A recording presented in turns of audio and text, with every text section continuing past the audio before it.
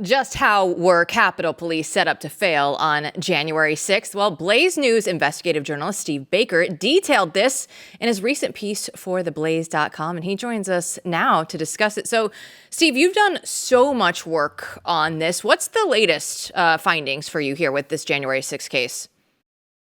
Well, the latest is actually yet to be revealed. I'll just say that right now. We have more coming. This story that we were working on, though, and that we just published, is more of an update for the Blaze media, Blaze News consumers who have not been familiar with what I had been working on for the last 3 years. And what we know beyond any shadow of a doubt as it relates to the potential setup or the fact that there was a massive failure related to the police response that day on January 6th, now almost 4 years ago, first of all begins with, and this is very, very significant, is the massive under deployment of the United States Capitol Police on the day. And this is mind-boggling to the officers themselves because, as they will tell you, and we've interviewed many of them, whistleblowers, we've interviewed those who are still with the Capitol Police, officers who have retired, including command level officers, who told us that on the day that they showed up for work, it was just another day at the office.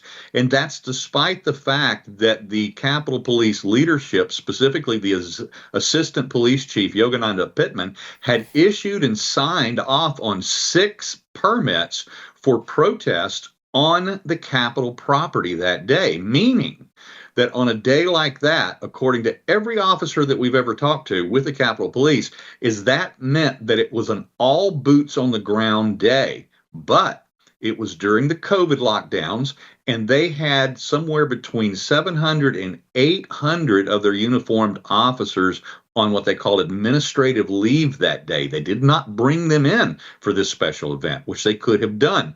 They also did not share with the command level officers the intel that was coming in, not only from the United States Capitol Police intel, but from the FBI, from the New York Police Department, from many other agencies that were telling them that there was something up, that they had chatter, that they had intel, that there was going to be violence that day, that there were going to be attacks on the Capitol, even, this is most important, even that Congress members themselves were to be targeted that day. This intel was shared with the assistant chief level officers there, and it was not disseminated to the actual frontline officers or the command level officers that would be on the ground that day. So rather than having 2,000 uniformed officers, which they would normally have, at the command of those on the ground that day, they had somewhere in the vicinity of only 200 officers, which was why they had to send up the panic call immediately to the Metropolitan Police to get over there. Thank God they got there when they did. And then in addition to that, obviously, we all know the story about the National Guard being refused, and that began with President Trump's offer, the refusals from the Mayor Bowser, and then, of course, the involvement that happened over at the DOD and their refusal to send over the National Guard after the violence had already begun because they didn't like the optics. Steve, we've had, of course, the through your efforts and Joe's efforts in writing these stories, the former head of the Capitol Police on the show. And it's remarkable to me, as I think is in this article, that some people on the right even would condemn the Capitol Police and say they were somehow part of this, conspiracy or instigated violence. And it seems as if everything you're talking about, the fact that they were made to sign an NDA, they were set up to fail, they weren't given all this information, and even the Life of Harry Dunn, the video that's out now, shows that some of them maybe have been co-opted later on. This is a group of people who didn't initiate anything, and in fact were sacrificial pawns. Is that right? Yeah, and one of the most egregious narratives that's out there, even from the right, is that the Capitol Police or the Metropolitan Police started the problem. That's not what happened at all. The first 2 breach lines that happened outside at the Capitol were initiated by violent provocateurs. We are yet to determine who specifically that they were working for. We have our ideas, and we're working on that. When Jill asked earlier, "What's the latest?" That's coming.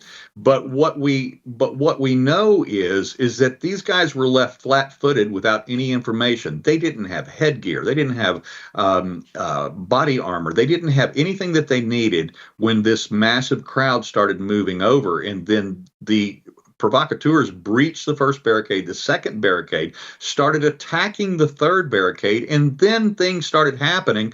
And look, let's be honest, there were some illegal uses of what they call less than lethal armaments against the crowd.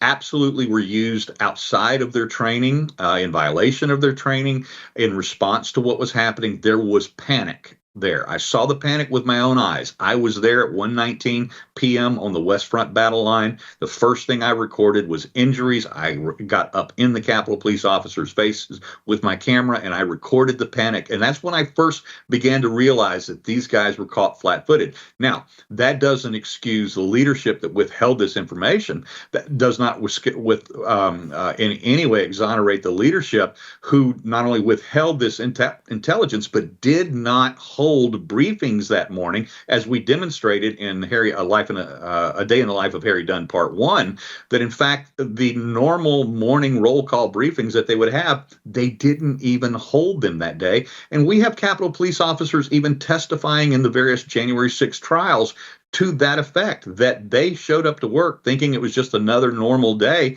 and that they were told nothing in briefings because they didn't have briefings that day. Steve, we have a lot of topics to go through with you. Before we leave January 6th, though, I just want to give you a chance to tell people a little bit about what's in this new video, which is really the meat of the matter for Officer Harry Dunn, who I just saw on TV today. I mean, he's still campaigning for Biden and spreading disinformation about January 6th. But this is the video that we've been waiting for. So tell people what's in it. Yeah, this is a really important video because this really cuts to the crux of the matter, especially with the Department of Justice involvement in January 6th. And that boils down to that the Department of Justice, we believe, some member, somebody, somewhere, suborned perjury from not only former officer Harry Dunn, but also Capitol Police Special Agent David Lazarus in their testimonies against the Oath Keepers back in the fall of 2022. And that's what this particular episode, or part 2 of our series, focuses on, are the lies that were constructed, how the two officers not only contradicted each other, but actually neither of their testimonies could in fact be true in any way, shape, or form by the video evidence that we were granted access to in the Capitol CCTV viewing room by Congress. And as a result of that, I just don't believe, Matt, that they ever thought, whether it was the Department of Justice, the Capitol Police, and certainly not these two officers, that somebody like myself would ever get access not only to the video itself, because at the time that these lies were told and that the subornation of perjury took place, the left, the Democrats, controlled Congress and certainly would have never granted access to those videos. But more importantly, we were given permission to use videos that were marked highly sensitive down in the bowels, down in the tunnels of the Capitol, which allowed us to absolutely 100% without any shadow of a doubt identify that Special Agent David Lazarus not only lied in his testimony at the Oath Keepers trial, but he was in a place where he could not have seen what he claimed to have seen 3 or 4 times, and when in fact he was in another building across the street. All right, Steve, I know you spent a lot of time in Western North Carolina, so let's move on to the Hurricane Helene response, because we have a former Pentagon official, Casey Wardynski, that has told Blaze News that the federal response to Hurricane Helene in Western North Carolina, in Tennessee, in Georgia, is pathetic compared to the response in past hurricanes. He also said it was political and it was intended to target the Trump supporter areas. So what is your response when you hear somebody that is a former Pentagon official come out and say these things? Well, this isn't just some hack former Pentagon official. This is a guy who was 30 years in the Army. The Army sent him while he was still an active duty trooper in the Army. They sent him to get his master's degree at Harvard. He was already a West Point grad. Then they sent him to get his doctorate at Rand. They made him the chief economist of the Pentagon. He's a logistician. After his retirement of 30 years in the Army, he was then later appointed by President Trump in 2019 to be the assistant secretary of the Army over manpower. And he managed an $87 billion budget in that department. And that budget that he managed and that department that he managed was exactly what is not being used in the disaster relief here in North Carolina and the other 6 states that have been affected. As a matter of fact, what we were able to show in this article, as the kids like to say today, we brought the receipts. We were able to show what the federal government, through the request and in partnership with the governors, when they request this aid, were able to supply in places like New Orleans for Katrina, in Houston for their hurricane, in Puerto Rico. And not only that, but all over the world in other disasters, Haiti, their earthquake, in Indonesia from their tsunami. And it massively dwarfs what has been provided here in North Carolina. Literally, the governor of North Carolina last week bragged that they had 3,150 federal boots on the ground, including National Guard units. That's 3,150 when all of these other disasters that I just mentioned range from 15, 17,000, 60,000 federal troops were assisting in those disasters. And we have a paltry 3,000 here. And that's just in North Carolina. But we have 28 counties that have been devastated here in this state. And the geographic size of this disaster dwarfs any of the other ones that I've just mentioned right now. Houston was bad. New Orleans was bad. Obviously, Puerto Rico, Haiti were bad, but the geographic size of this disaster dwarfs those. And because of the complexity and the rugged terrain and the near almost impossibility of getting to people in these mountainous regions, we should have had, and according to former Assistant Secretary of the Army, Casey Wardisky, we had the supplies here. We have the engineering is there. It's in our backyard. It's literally here, not only in North Carolina, but they have engineering brigades in South Carolina, Tennessee, West Virginia that could have had overwhelming support here in North Carolina and had it here immediately, but it's still not here yet. And it's going to be 5 weeks in 2 days. On Thursday, it'll be 5 weeks since this disaster, and they're already pulling some of that 3,150 troops out and sending them home.